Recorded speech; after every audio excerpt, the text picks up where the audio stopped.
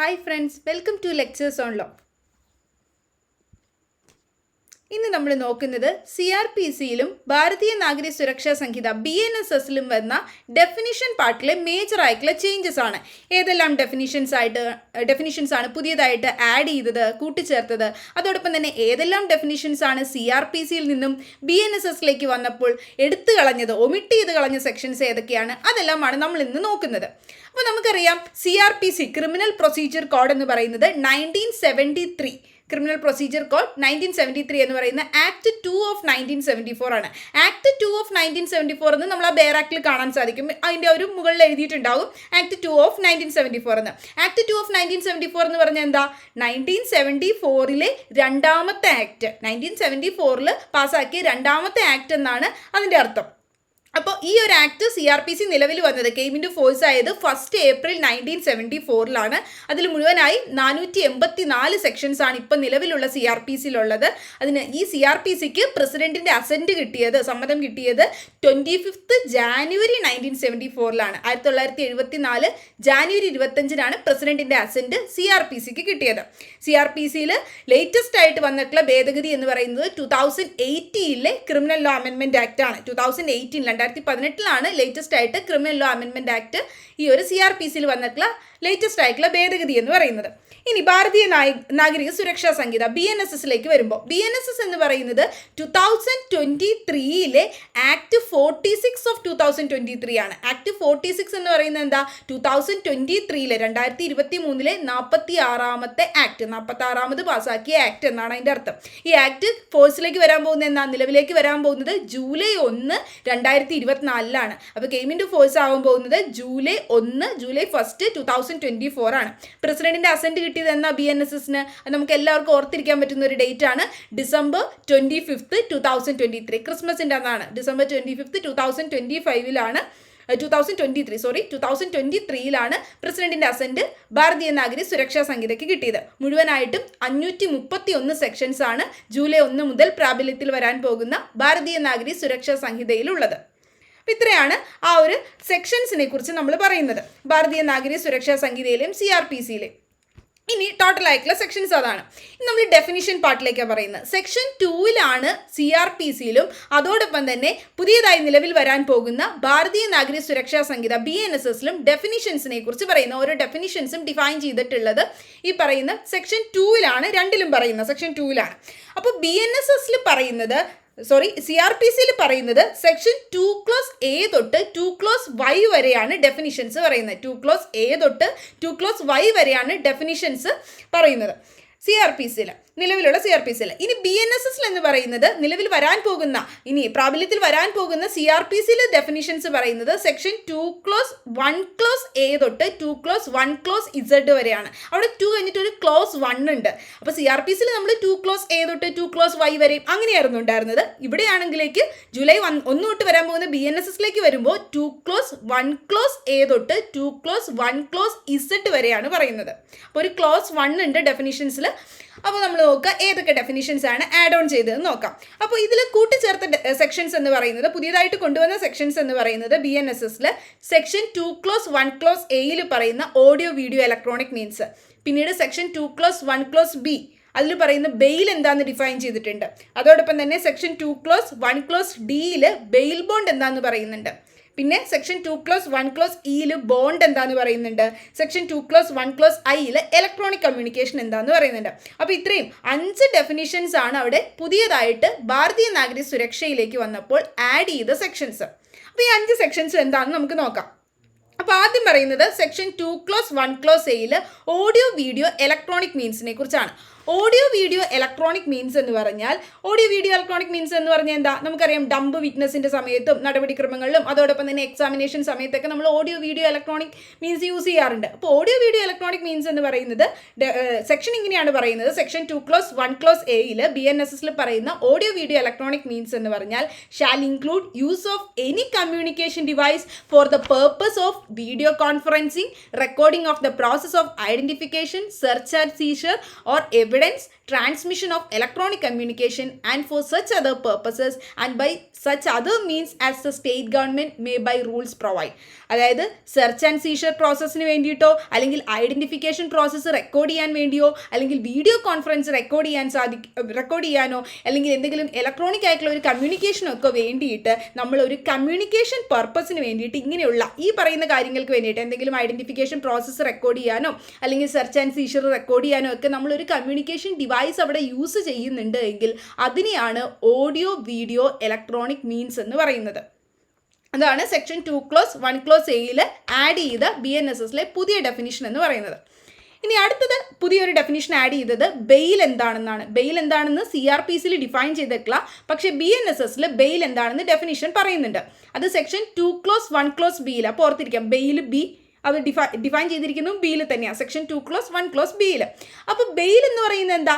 ഒരു പേഴ്സണെ റിലീസ് ചെയ്യുക, അതായത് ലോഫുൾ ആയിട്ടുള്ള കസ്റ്റഡിയിൽ ഇരിക്കുന്ന, നിയമത്തിൻ്റെ കസ്റ്റഡിയിൽ ഇരിക്കുന്ന ഒരു പേഴ്സണെ അതിൽ നിന്നും റിലീസ് ചെയ്യുന്നതിനെയാണ് നമ്മൾ ബെയിൽ എന്ന് പറയുന്നത്, ജാമ്യം എന്ന് പറയുന്നത്. അതായത് അൺലോഫുൾ കസ്റ്റഡിയിൽ ഇരിക്കുന്ന ഒരു പേഴ്സണെ റിലീസ് ചെയ്യുന്നത് ബെയിലാകുമോ? ഇല്ല. അപ്പോൾ അൺലോഫുൾ ആയിട്ടുള്ള ഒരു കസ്റ്റഡിയിൽ അനധികൃതമായി ഒരാളെ പിടിച്ചു വെച്ചിരിക്കുകയാണെങ്കിൽ അതെന്താകും? അത് നമ്മൾ ഹേബിയസ് കോർപ്പസ് ഒക്കെ കൊടുത്തായിരിക്കും പിന്നീട് അയാളെ റിലീസ് ചെയ്യുന്നത്. അപ്പോൾ സെക്ഷൻ 2 ക്ലോസ് 1 ക്ലോസ് ബിയിൽ പറയുന്ന ബെയിൽ എന്ന് പറയുന്നത് സെക്ഷൻ ഇങ്ങനെയാണ് പറയുന്നത്: means release of a person accused or a suspected of a commission of an offence from the custody of law upon certain conditions imposed by an officer or court on execution by such person of a bond or bail bond.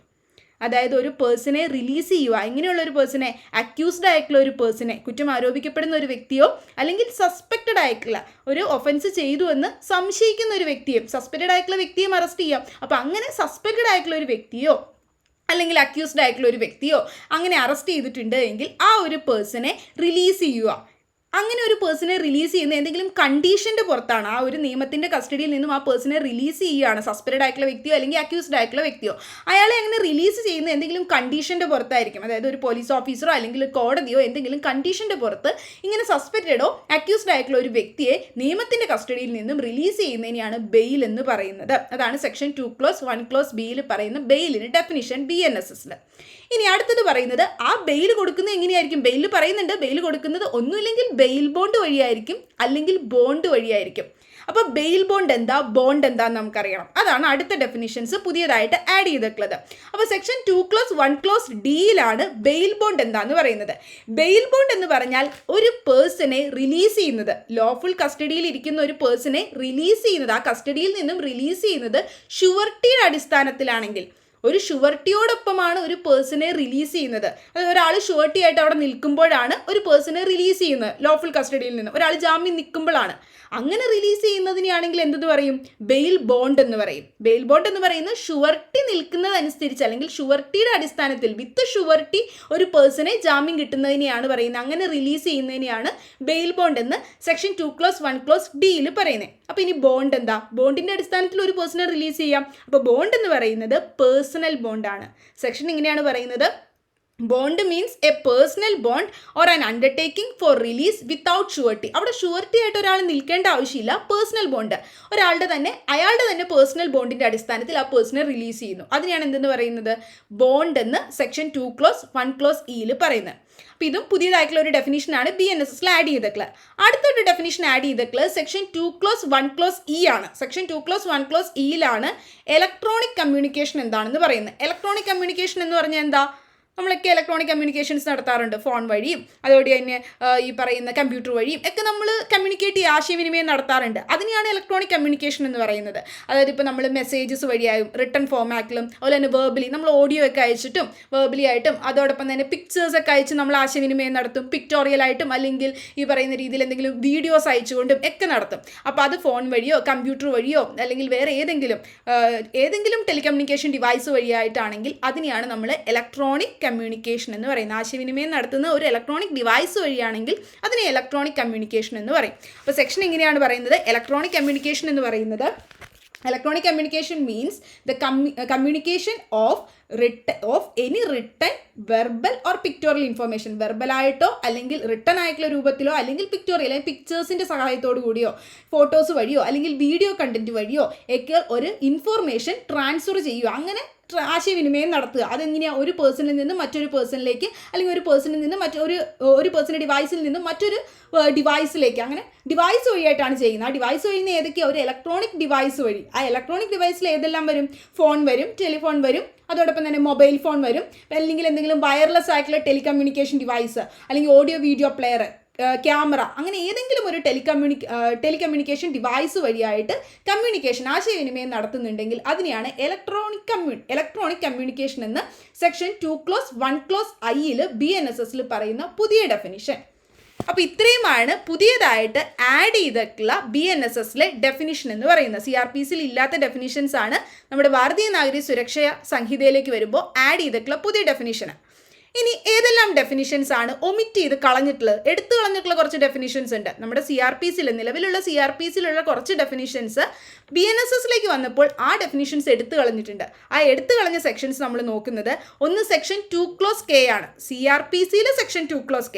CRPCയിലെ section 2(k)യിൽ എന്താ പറയുന്നത്? Metropolitan area. Metropolitan area എന്താണെന്ന് section 2(k)യിൽ CRPCയിൽ പറയുന്നത് ഇങ്ങനെയാണ്: section 8 deem ചെയ്യുന്ന, അല്ലെങ്കിൽ section 8 പ്രകാരം ഏതൊരു area ആണോ ഡിക്ലെയർ ചെയ്തിട്ടുള്ളത് ആ ഏരിയ ആണ് മെട്രോപൊളിറ്റൻ ഏരിയ എന്ന് പറയുന്നത്. അപ്പോൾ സെക്ഷൻ 8 ഈ പറയുന്ന CRPCയിൽ മെട്രോപൊളിറ്റൻ ഏരിയ എന്താന്ന് പറയുന്നത്. അപ്പോൾ നമ്മുടെ BNSSലേക്ക് വന്നപ്പോൾ മെട്രോപൊളിറ്റൻ ഏരിയയും അതോടൊപ്പം തന്നെ metropolitan magistrate, chief metropolitan magistrate, ഇതെല്ലാം എടുത്തു കളഞ്ഞിട്ടുണ്ട്.